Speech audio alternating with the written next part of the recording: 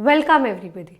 The talking point of the hour is the fact that the union minister of the BJP party has mentioned in his tweet about how the EWS flats, that is the economically weaker section flats, are going to be transferred to the Rohingya community. Now, who are these Rohingyas and why that one statement of a union minister has caused uproar in the country and almost created some kind of a center state debate between the Delhi government and the central party, which is the BJP, and they've only been throwing accusations at each other in the last couple of days. Now, Rohingyas are these community of people who've come from the Rakhine state of Myanmar, and they have come to India through say naval route or through Bangladesh, and they've settled in India, and they've settled in huge numbers, okay, and they've almost dominated, I think, all the slum culture in West Bengal or in Delhi. A lot of them have got to do with the whole idea of Rohingya community that has been settled there. Now, Rohingyas have been a forever debating point.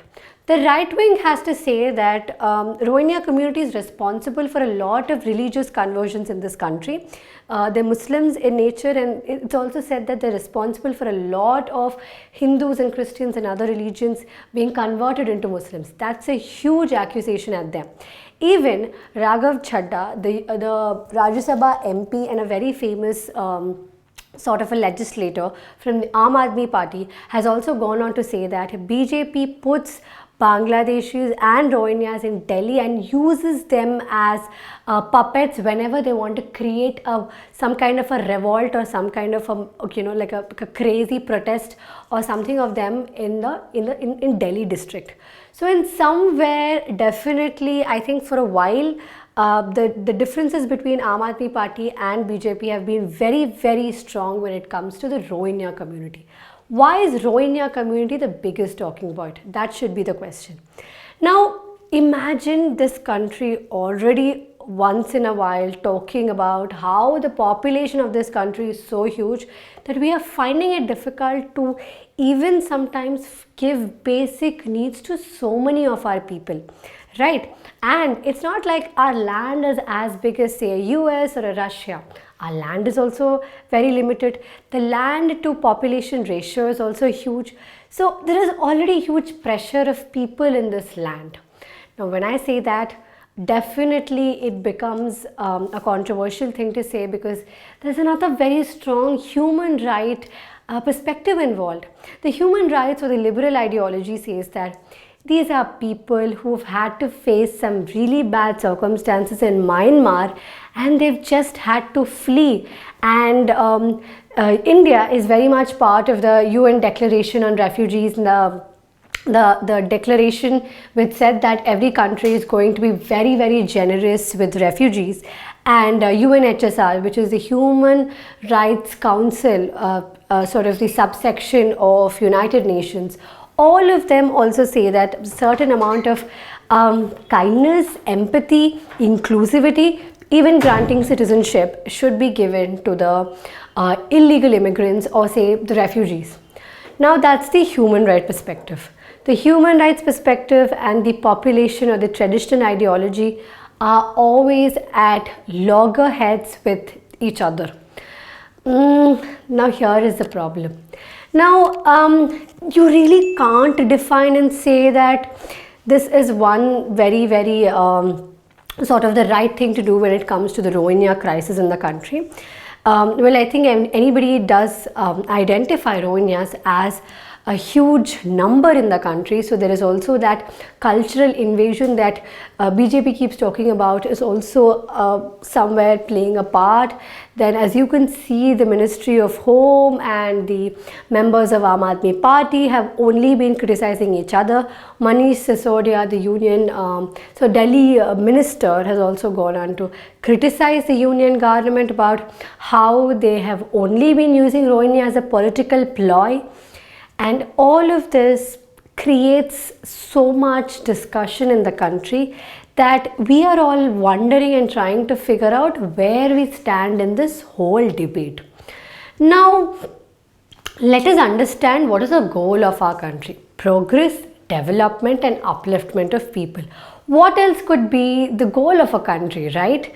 The welfare of its people. Now, when I say that is an important issue, if you remember during the 2019 CAA Act that was introduced, Citizenship Amendment Act, the controversial one, the Shaheen Bagh protests, the JNU protests, and all that chaos that went into our country, it was such a politicized issue.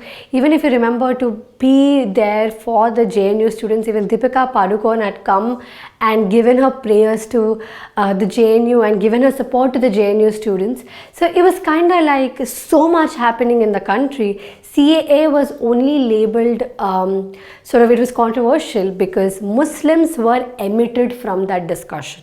The CAA said that except Muslims, that means Hindus, Christians, Parsis, Jains, Buddhists, all of them, all the refugees coming from Pakistan, Bangladesh and Afghanistan will be given citizenship, but not the Muslims.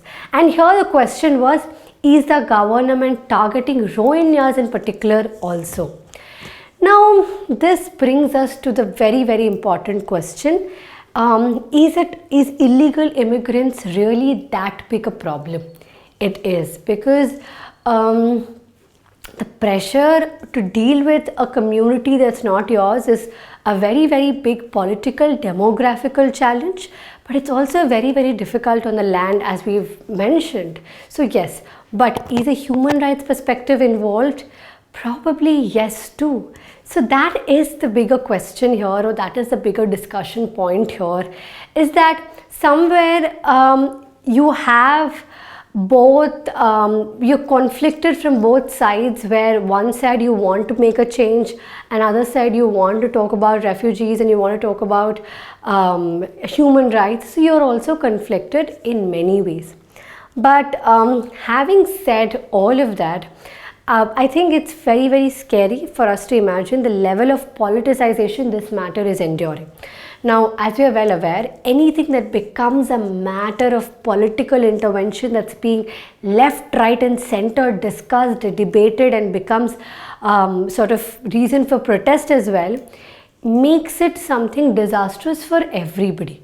So I would definitely feel that a certain amount of politicization in terms of, I think, finding out a solution or figuring out a stand and sticking to a stand is a lot more important than politicization.